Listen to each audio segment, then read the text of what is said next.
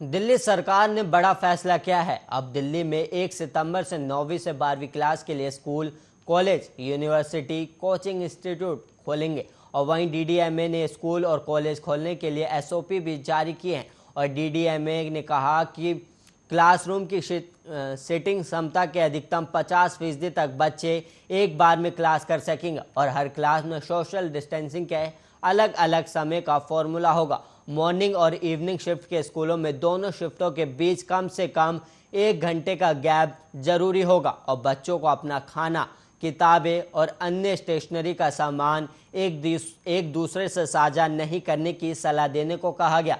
और वहीं स्कूल प्रमुखों को भी ये सुनिश्चित करने को कहा गया है कि स्कूल में आने वाले सभी टीचर और स्टाफ वैक्सीनेटेड हो। अगर नहीं है तो इसे प्रमुखता देनी होगी।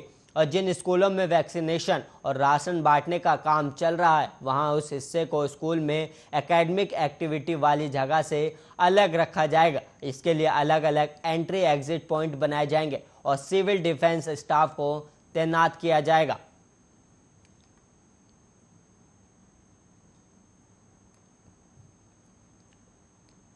भारत सरकार अफगानिस्तान की नई तालिबानी हुकूमत से संपर्क करेगी। अब तालिबान ने भी साफ कर दिया है कि वह भारत के साथ मैत्रीपूर्ण रिश्ते रखना चाहता है।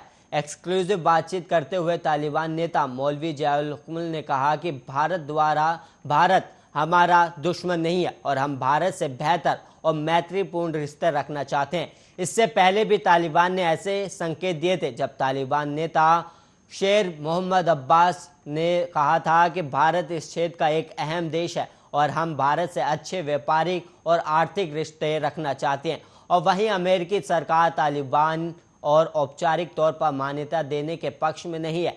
डेमोक्रेटिक पार्टी के एक शीर्ष सीनेटर क्रिस मर्फी ने कहा है कि अफगानिस्तान में विपक्षी बलों को मान्यता देना भी कोई बेहतर विचार नहीं होगा क्योंकि वास्तव में वे देश नहीं चला रहे। हालांकि मर्फी ने कहा कि भले ही अमेरिका औपचारिक तौर पर तालिबान को मान्यता नहीं देता हो, लेकिन उसे इस समूह के साथ बात करनी चाहिए।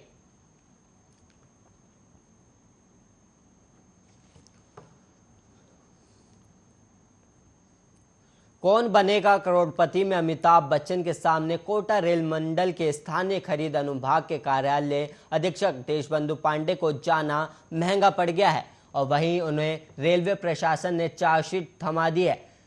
साथ ही 3 साल के लिए उनकी वेतन वृद्धि को भी रोक दिया गया। रेलवे प्रशासन की कार्रवाई का कर्मचारी संगठन विरोध कर रहे हैं। वेस्ट सेंट्रल रेलवे मजदूर संघ के मंडल सचिव अब्दुल खालिद ने कहा है कि पांडे के साथ रेल प्रशासन ने ठीक नहीं किया। मजदूर संघ पांडे के लिए न्याय की लड़ाई लड़ेगा और केबीसी में भाग लेने के लिए कोटा डिवीजन के रेल कर्मचारी देशबंधु पांडे 9 से 13 अगस्त तक मुंबई में थे और इसके लिए पांडे ने अधिकारियों को अवकाश की सूचना दी थी, लेकिन अधिकारियों द्वारा पांडे के आवेदन पर कोई विचार नहीं किया गया। इसके बाद पांडे बिना छुट्टी के ही केबीसी की शूटिंग के लिए मुंबई चले गए और पांडे ने केबीसी में 3,20,000 रुपए जीते, लेकिन उन्हें ये महंगा पड़ गया है। और पांडे चार्जशीट को लेकर इतना डरे हुए हैं कि वो कुछ भी बोलने के लिए अभी तैयार नहीं है।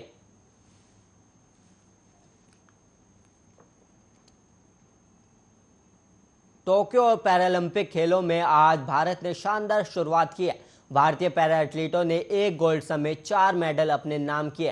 पीएम नरेंद्र मोदी ने चारों मेडल विजेताओं को बधाई देते हुए इसे भारतीय खेलों के इतिहास का सुनहरा दिन बताया और साथ ही उन्होंने कहा है कि आप सभी एथलीट की ये सफलता देश के लिए गर्व का पल है और कई लोग आपसे इंस्पायर होंगे। और आज पैरा शूटर अवनी लेखरा ने महिलाओं की 10 metre air rifle standing event में नया पैरालंपिक रिकॉर्ड बनाते हुए गोल्ड मेडल अपने नाम किया है। और इसके अलावा डिस्कस थ्रो की स्पर्धा में योगेश कटुनिया ने सिल्वर मेडल और जैवलिन थ्रो की देवेंद्र झारजिया ने सिल्वर तो सुंदर गुर्जर ने ब्रॉन्ज मेडल अपने नाम किया है।